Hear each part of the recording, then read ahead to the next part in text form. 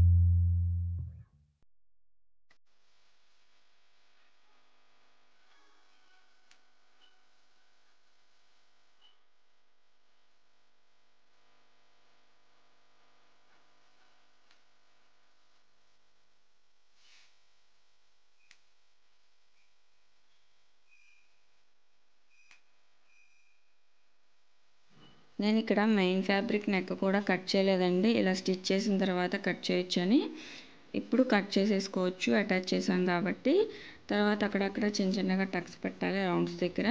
ఇదే విధంగా ఇంకొకటి కూడా స్టిచ్ చేసేసుకోవాలి. ఇప్పుడు హ్యాండ్స్కి మనం లోతు రెండు వైపులా ఒకవైపు వచ్చే విధంగా రెండు హ్యాండ్స్కి స్టిచ్ చేసుకోకూడదండి. ఇలా ఎదురు బదురు పెట్టుకొని మొత్తము కూడా ఒకేసారి ఈ పైపింగ్ థ్రెడ్ అనేది జాయింట్ చేసేయాలి. ఇక్కడ నాకు హ్యాండ్కి జాయింట్ ఉంది, అంటే కట్ అవ్వలేదు. సో ఈజీగా అటాచ్ చేసేసాను. దీని మీద ఇలాగా మెయిన్ ఫ్యాబ్రిక్ వేసి ఇలా అటాచ్ చేసుకోవాలన్నమాట. ఇది ట్రాన్స్పరెంట్గా కనిపిస్తుంది కాబట్టి మెయిన్ ఫ్యాబ్రిక్ క్లాత్ ఈజీగా స్టిచ్ చేసుకోవచ్చు. ఈ స్టిచ్చింగ్ అనేది ఇప్పుడు మనం ఎక్కడైతే జాయిన్ చేసామో పైపింగ్ థ్రెడ్ని అక్కడే పడుతుందండి. ఒకసారి వెనక్కి తిప్పి చూస్తే తెలుస్తుంది. ఇలాగ మొత్తము కూడా అటాచ్ చేసుకోవాలి.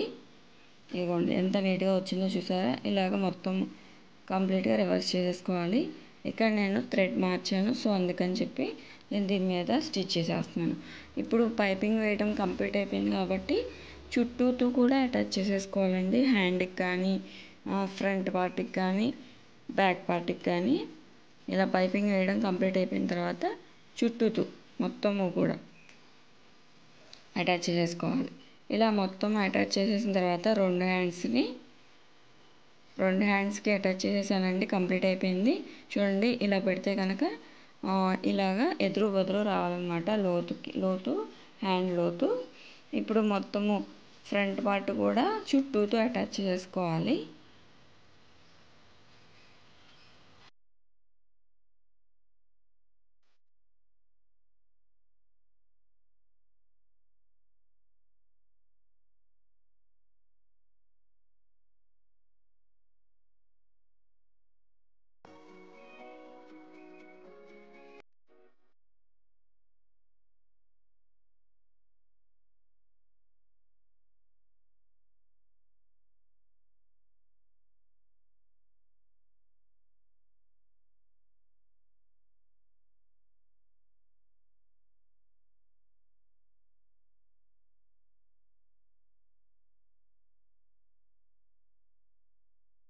Hands front part stitching complete అయిపోయింది కదా. ఇప్పుడు ఈ బ్యాక్ పార్ట్ కూడా మనం స్టిచ్ చేయలేదు కదా, సో దీన్ని కూడా లైనింగ్ పీస్ని వెనక్కి పెట్టేసేసుకొని నెక్ చుట్టూతోనే ఈ విధంగా అటాచ్ చేసేసుకోవాలి.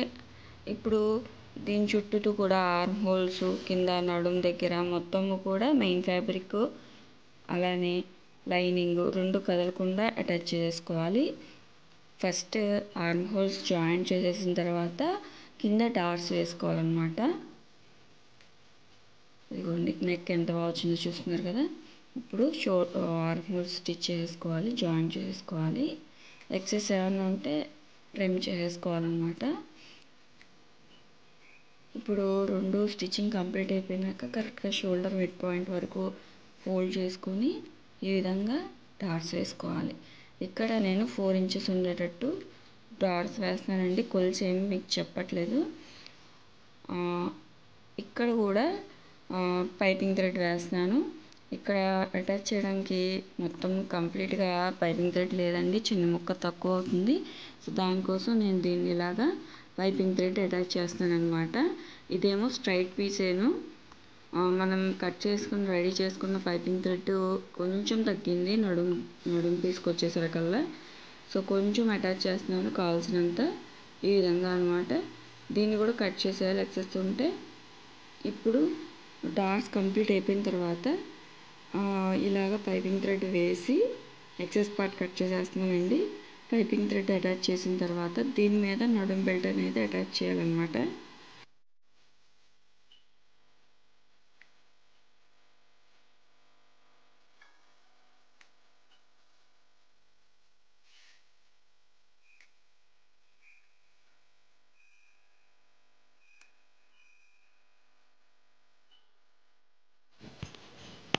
పైపింగ్ థ్రెడ్ అటాచ్ చేసిన తర్వాత దీని మీద నడుం బెల్ట్ వేసి ఈ విధంగా అటాచ్ చేయాలన్నమాట. అప్పుడు నడుం బెల్ట్ లోపలికి ఫోల్డ్ చేసినప్పుడు పైపింగ్ థ్రెడ్ అనేది బయటకు వస్తుంది అన్నమాట.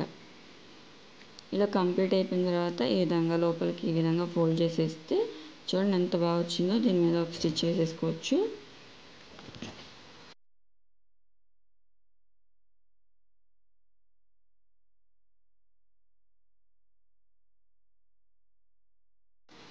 ఇలా నడుం బెల్ట్ లోపలికి వేసుకొని హెమ్మింగ్ చేసేసుకోవచ్చు.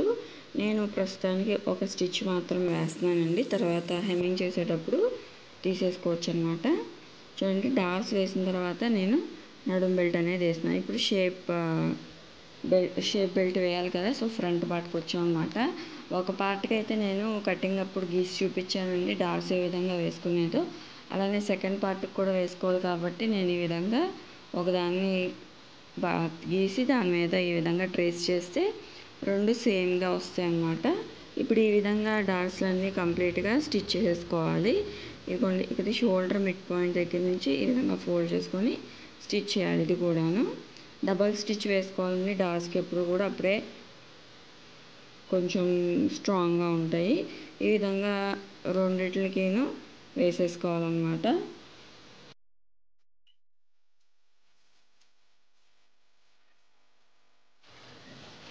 ఇంకా షేప్ బెల్ట్లు అటాచ్ చేసుకోవటమే.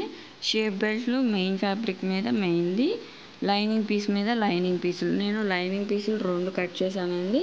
ఈ విధంగా వీడియోలో చూపిస్తున్నట్టు అటాచ్ చేసుకోవాలన్నమాట. 3 పీసెస్ని ఈ ఫ్రంట్ పార్ట్కి ఈ విధంగా వీడియోలో చూపిస్తున్నట్టు అటాచ్ చేసుకోవాలి.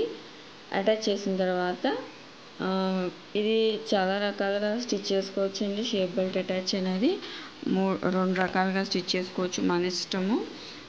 ఇలాగా కిందకి పెట్టేసుకుంటే కుట్ట అనేది లోపలికి వెళ్ళిపోతుంది, ఎక్కడ కూడా మీకు పీసులు అనేది కనిపించవు. దీని మీద ఇప్పుడు ఒక స్టిచ్ వేసుకోవచ్చు, లేదు అంటే ఈ షోల్డర్ దగ్గర నుంచి ఫోల్డ్ చేసేసి కిందకి ఈ విధంగా ఫోల్డ్ చేసి స్టిచ్ అటాచ్ చేసుకోవాలన్నమాట. ఇలా అటాచ్ చేసుకుంటే ఏమవుతుందంటే కుట్లు అనేది బయటకి ఎక్కడ కనబడవండి, చాలా నీట్గా ఉంటుంది. ఇప్పుడు దీని లోపల నుంచి ఈ మొత్తం పార్ట్ అనేది బయటికి తీసేసేయాలి. ఇప్పుడు దీని మీద ఒక స్టిచ్ వేసేసుకోవాలి. ఇలా కంప్లీట్గా స్టిచ్ చేసేసిన తర్వాత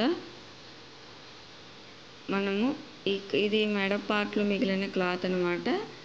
ఈ విధంగా కొంచెం ఒకటి ఎక్కువ ఒకటి తక్కువ స్టిచ్ చేసుకొని, ఎక్కువ పార్ట్ ఏమో నేను ఉక్స్ పట్టి స్టిచ్ చేస్తున్నాను. ఈ విధంగా అటాచ్ చేసేసుకోవటమే ఉక్స్ పట్టి. నేను బ్యాక్ సైడ్ నుంచి అటాచ్ చేస్తున్నాను అనమాట.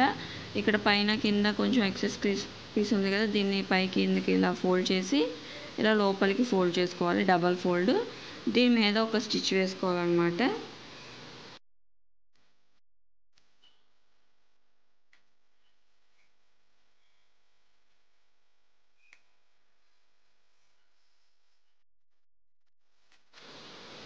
దీని పక్కన ఇంకొక స్టిచ్ కూడా వేసుకోవాలి. ఇప్పుడు ఉక్స్ పట్టి కూడా షేప్ బెల్ట్ వైపు నుంచి మెయిన్ ఫ్యాబ్రిక్ మీద వైపు నుంచి ఇలా అటాచ్ చేసిన తర్వాత దీని మీద మళ్ళీ ఇంకొక స్టిచ్ వేసేసి దీని మొత్తాన్ని లోపలికి ఫోల్డ్ చేసేసేయాలి. అంతేనండి. ఉక్స్ పట్టి కాజా పట్టి వేయటం కూడా కంప్లీట్ అయిపోయిన తర్వాత ఇంకా మొత్తము కూడా జాయింట్ చేయటమే. మీకు ఎక్కడ హెమ్మింగ్తో పనే లేదండి. నడుముకి కానీ చేతులకి కానీ మెడకి కానీ మొత్తం పైపింగ్ వేసేసాం కదా, సో ఇలా నీట్గా ఉంటుందన్నమాట బ్లౌజు.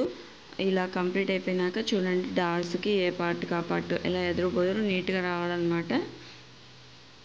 ఇప్పుడు ఇలాగ అటాచ్ చేసేసిన తర్వాత ఫస్ట్ షోల్డర్స్ అటాచ్ చేసిన తర్వాత హ్యాండ్స్ అనమాట. ఈ విధంగా నీట్గా అరేంజ్ చేసుకొని డబల్ స్టిచ్ వేసుకోవాలి.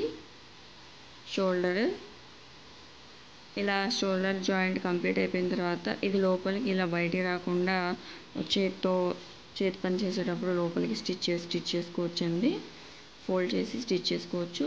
ఇలాగ హ్యాండ్ కరెక్ట్గా హాఫ్కి ఫోల్డ్ చేసి షోల్డర్ మిడ్ పాయింట్ దగ్గర నుంచి నేను హ్యాండ్ అనేది అటాచ్ చేస్తాను. ఇలాగ హాఫ్ కంప్లీట్గా అటాచ్ చేసిన తర్వాత మొత్తము కూడా ఇంకొకసారి డబల్ స్టిచ్ అనేది వేసుకోవాలన్నమాట. నేను ఒక హ్యాండ్ జాయింట్ చేసి వన్ సైడ్ జాయింట్ చేయడం మాత్రమే చూపిస్తున్నానండి. ఇలాగా కంప్లీట్గా అటాచ్ చేసిన తర్వాత సైడ్ జాయింట్ చేసుకోవాలన్నమాట.